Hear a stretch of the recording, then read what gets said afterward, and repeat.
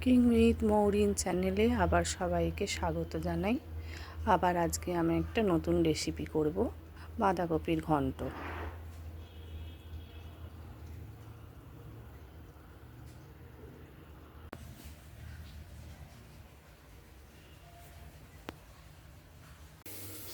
বাঁধাকপির ঘন্ট বানানোর জন্য আমি বাঁধাকপিগুলো ঝিরিঝিরি করে কেটে নিয়েছি, একটা টমেটো নিয়েছি, আলু কেটে নিয়েছি, মটরশুঁটি নিয়েছি।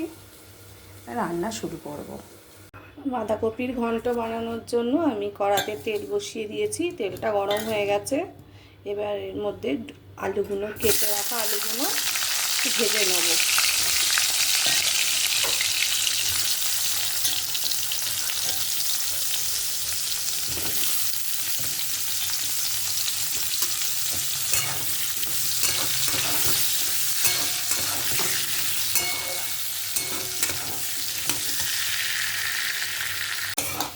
আলুগুলো আমার ভাজা হয়ে গেছে, এবার আমি আলুগুলো তুলে নেব।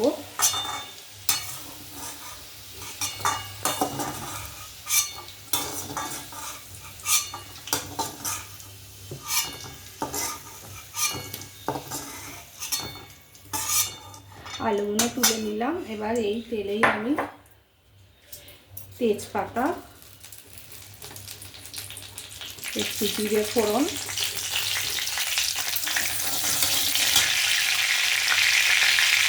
দুটো কাঁচা লঙ্কা ফোড়ন দিয়ে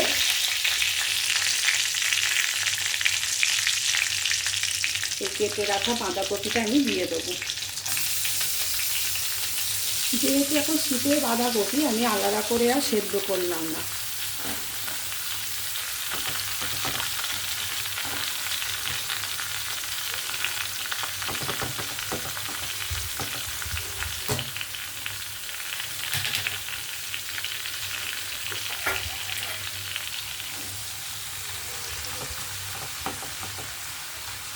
এটা একটু ঢাকা দিয়ে দেবো।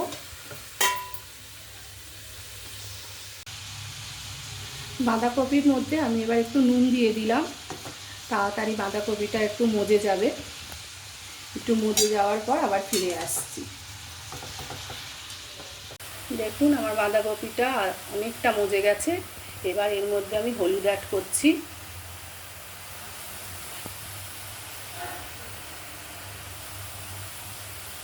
আচ্ছা, টমেটোটা এবার দিয়ে দেব, আর কড়াইশুঁটিটাও অ্যাড করে দেবো।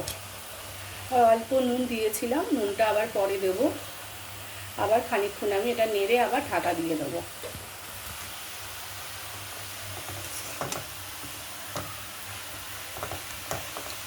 একটু নেড়ে নিই।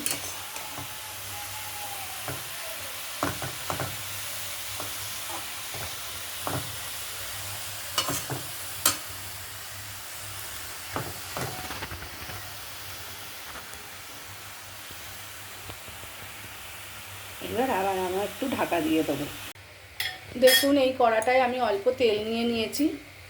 এটার মধ্যে আমি একটু আদা বাটা আর একটু জিরে গুঁড়ো দিয়ে একটু তেলে কষিয়ে নেব। একটু আদা বাটা আর জিরে গুঁড়ো দিয়ে দিলাম।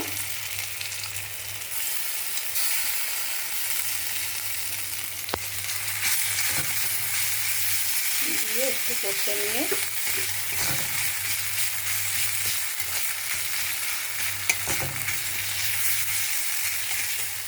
এর মধ্যে আমার ভেজে রাখা আলুগুলো দিয়ে দেবো।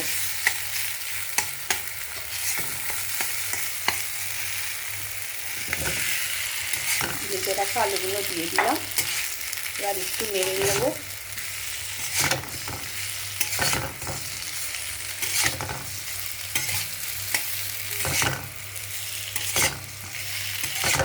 দেখুন নাড়া হয়ে গেছে, আলুর সাথে মশলাটা মোটামুটি মিশে গেছে।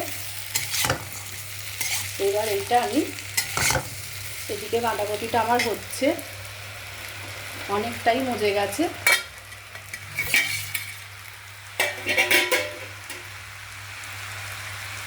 এবার এইটার মধ্যে আমি আলুটা ঢেলে দেবো।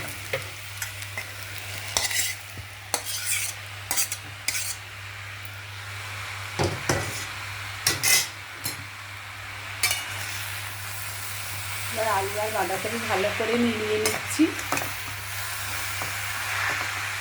এটা আরও মুছবে, এটা আরেকটু নেড়ে আবার চাপা দিয়ে দেবো। পরে আমরা একটু মিষ্টি অ্যাড করব। দেখুন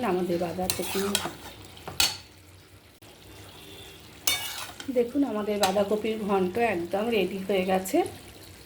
এবার আমি এটা ঢেলে ফেলবো।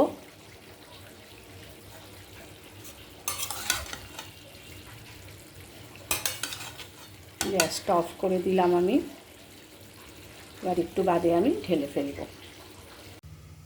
আমার বাঁধাকপির ঘন্ট একদম রেডি হয়ে গেছে। যদি আমার রান্নাটা ভালো লাগে তাহলে লাইক, শেয়ার আর কমেন্ট করতে ভুলবেন না।